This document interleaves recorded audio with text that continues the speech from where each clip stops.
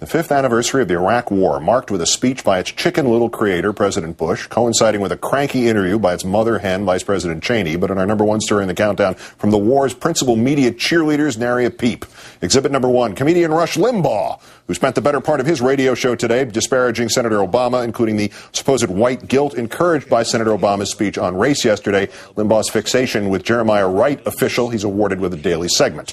Fox News' coverage of the war, 5th anniversary or otherwise, equally minimal, largely tangential. A lengthy segment today with the banner, Obama slams Iraq war in major speech. Better to angle each story along the lines of the war's critics than the war's catastrophes. Yet even with Fox noise, the shame seems to lie somewhere under the surface. Once President Bush's speech this morning was over, it was pretty much ignored.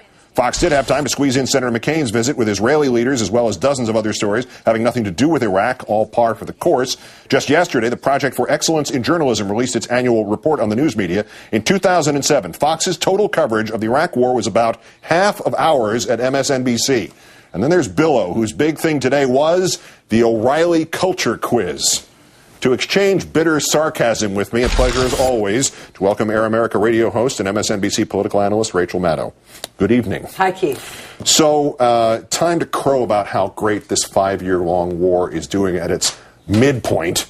Where's Limbaugh? Where's Fix News? I was on the Fox News website just before I came into the studio, and I think we should note that there's a lot of competition for news real estate right now. I was very drawn in by their front page feature on a man in Australia who constructed a robot that shot him in his driveway. Okay. I mean, we may be 5 years into the worst foreign policy disaster in a generation, but there are killer robots in Australian driveways that need covering. And they have attachments to sharks, too. Yeah, sharks with robots that land robots. The shark element could come into the story. They'll be on it. Now, to be fair from Fox, Bill O'Reilly has not, in this 5 years, ignored war. Just maybe not the Iraq war. He has been embedded on the front lines. He has been willing to do a lot of war reporting, actually, to be fair. It's just that his war of focus has really been the war on Easter, and to a lesser extent the war on Christmas, and so that has not left a lot of time for the killing wars. And don't forget the war on porn stars, hookers, and strippers, and the war on against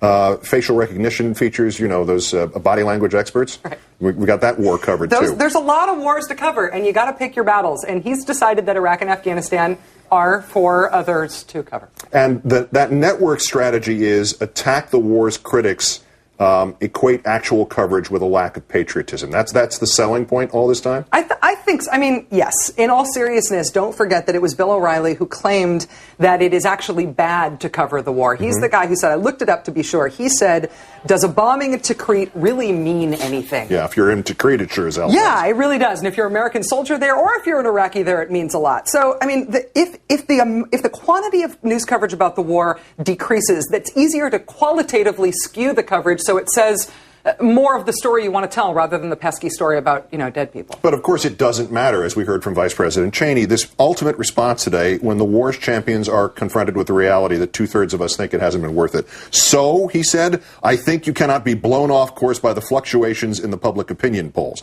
Apart from the whole let them eat cake or something worse quality to the thing, isn't the point here that there have not been fluctuations in the public opinion polls, that from 5 years ago tonight it has been a straight line in one sense or another downhill in terms of public acceptance, tolerance for this crap war? And the people of the United States and the people of Iraq have been remarkably unified on thinking that this war is a bad idea and that U.S. troops ought to leave Iraq as soon as possible. They've been remarkably unified on that. Dick Cheney has never cared. I don't even think he's saying the war is going well because he wants us to believe that, because he wants us to convince us.